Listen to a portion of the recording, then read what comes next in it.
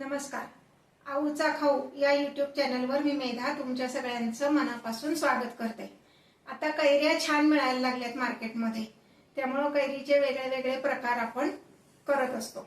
आज मी तुम्हाला कैरीचा एक नवीन पदार्थ दाखवणार आहे, ते म्हणजे कैरीची सोलकढी. सोलकढी म्हटलं की आपल्याला आमसुलाचीच माहिती आहे, पण ही कैरीची सोलकढी करून बघा, खूप छान लागते. शरीराला थंडावा देणारं एक पेय कैरीची सोलकढी. चला तर रेसिपी बघूया. हे पहा, त्यासाठी मी घेतली एक कैरी, स्वच्छ धुवून घेतली. ह्याची साल काढून मी आता फोडी करून घेणार आहे. फार जाड नाही, पातळ पातळ साल काढायची.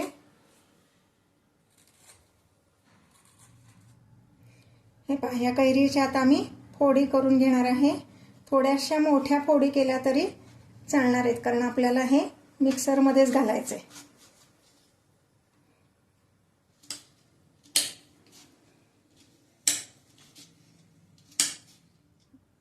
हे पहा, ही सोलकढी करण्यासाठी आपल्याला लागणार आहे एक नारळ. तो मी खवून घेतलेला आहे. आता हा मिक्सरच्या भांड्यात घालते आणि त्यामध्ये 1.5 भांड पाणी घालणार आहे. नारळ शक्यतो खवून घ्या, म्हणजे मग दूध चांगलं निघतं. नारळाचं तुकडे करून काढण्यापेक्षा असं नारळ खवून घेतला की दूध अगदी भरपूर निघतं त्याचं.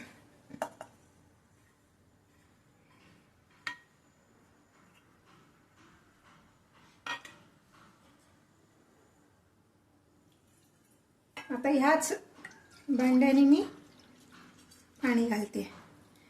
अंदाजाने घालायचे, थोडं कमी जास्त झालं तरी काही हरकत नाहीये. आपल्याला 2दा तरी ही प्रोसेस करायची.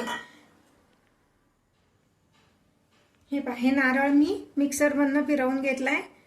खाली एक चाळणी ठेवली, त्यावर स्वच्छ पांढरा एक कापड घातलाय आणि त्याच्यावर हा सगळा नारळाचा चव मी काढून घेते.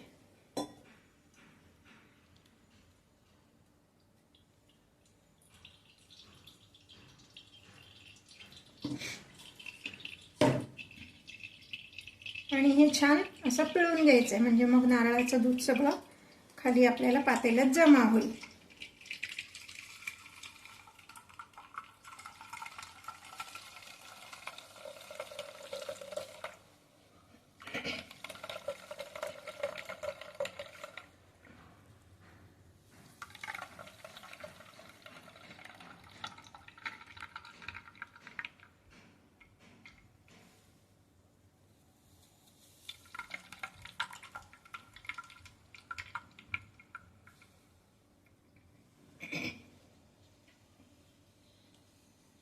हे पहा, आता हा जो नारळाचा चव आहे हा पुन्हा एकदा मी मिक्सरमधनं काढून घेणार आहे. पुन्हा ह्यात मी 1 भांड पाणी घालणार आहे. हे पहा, हे दुसऱ्यांदा मी मिक्सरमधनं काढून घेतलेलं आहे.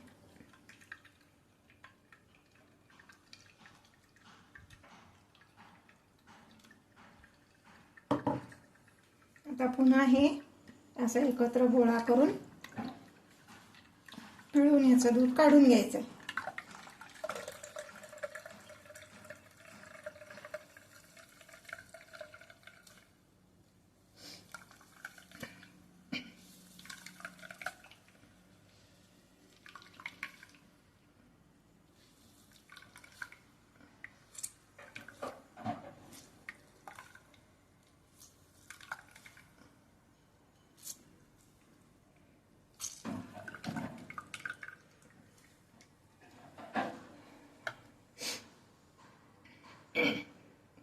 हे पाहता, यातलं सगळं दूध निघालंय. हे फक्त कोरडा आता हे खोबरं राहिलेलं आहे. हे टाकून द्यायचं नाही. हे आपण भाजी आमटीत वापरू शकतो किंवा चटणी करायला पण वापरू शकतो, किंवा थोडंसं उन्हात वाळवलं तर डेसिकेटेड कोकोनट म्हणून सुद्धा तुम्ही वापरू शकता. किंवा घरात गोड आवडत असेल तर ह्यात थोडंसं दूध पावडर घालून गाजर बीट असं काहीही घालून तुम्ही ह्याच्या वड्या करू शकता.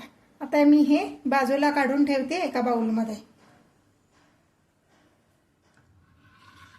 हे पहा, हे असं आपलं नारळाचं दूध निघालेलं आहे. साधारणपणे 3.5 ते 4 ग्लास एवढं दूध एका नारळामध्ये निघालंय. आता पुढची प्रोसिजर सांगते. हे थोडंसं मी बाजूला ठेवते. हे पहा, आता ज्या भांड्यामध्ये आपण नारळ मिक्सरमधनं काढला त्याच भांड्यात मी आता कैरी घालते. ही तोतापुरीची कैरी आहे. आंबट जरा कमी असते म्हणून मी एक अख्खी कैरी यामध्ये घालणार आहे. आंबटवाली कैरी असेल तर त्यानुसार तुम्ही प्रमाण कमी जास्त करू शकता आणि तुमच्या घरात कितपत आंबट आवडते त्यानुसार तुम्ही प्रमाण कमी जास्त करू शकता. आता ह्यामध्येच मी एकच मिरची घालणार आहे. ही तिखटवाली मिरची आहे म्हणून, आणि आपल्याला फक्त मिरचीचा स्वाद पाहिजे, त्याचा तिखटपणा खूप नको यायला. एवढं हे आलं घालणार आहे. हे पहा, एवढं तुकडे करून घालणार आहे. आणि साधारणपणे हा एवढा पुदिना घालणार आहे. पुदिन्यामुळे त्याला स्वाद छान येतो आणि आपल्याला उन्हाळ्यात थंडावा मिळावा म्हणून आपण हे करणार आहे. तर जरी थोडासा रंग बदलला तरी एक अर्धा चमचा तरी आपण यामध्ये जिरे घालणार आहोत. आता पुन्हा ह्यात मी एक भांडभर पाणी घालून मिक्सरला बारीक करून घेणार आहे. हे पहा, हे कैरीची अशी स्मूथ पेस्ट करून घेतली. ही पण आपण गाळून घेणार आहे. आता तुम्ही म्हणाल नारळ आणि कैरी सगळं एकत्र का नाही घातलं, तर मग अशी मी दाखवलं तसं नारळाचं सगळं दूध आपण काढल्यानंतर जो नारळाचा चव शिल्लक राहतो तो आपण दुसऱ्या कशातही वापरू शकतो. कैरी आणि ते एकत्र केलं असतं तर ते आपल्याला दुसरीकडे वापरता आलं नसतं, फेकून द्यावं लागलं असतं, म्हणून ही मी वेगळा वेगळा काढलेला आहे. आता हे पण छान असं पिळून घ्यायचंय.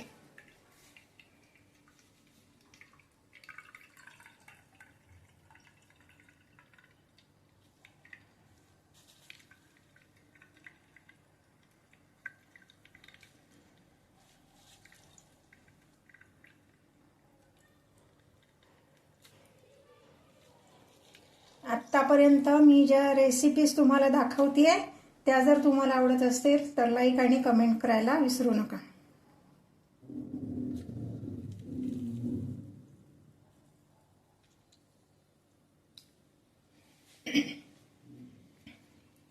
हे पहा, आता हा एवढा चौथा शिल्लक राहिलाय.